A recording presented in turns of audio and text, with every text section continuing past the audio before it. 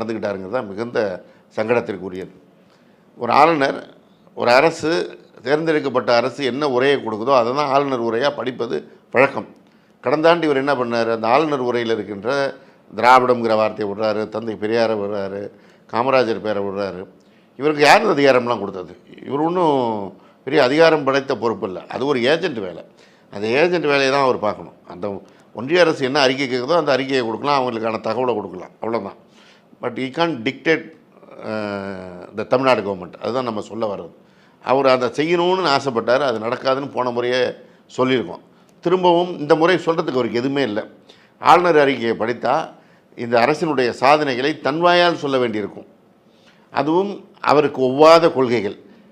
பெண்களுடைய கல்வி அவர் சார்ந்த இயக்கமான ஆர்எஸ்எஸ்க்கு பிடிக்காது. பெண்களுக்கு சுயசார்போடு இருப்பதற்கு மகளிர் உரிமை தொகை கொடுக்கறது அவங்களுக்கு பிடிக்காத விஷயம்.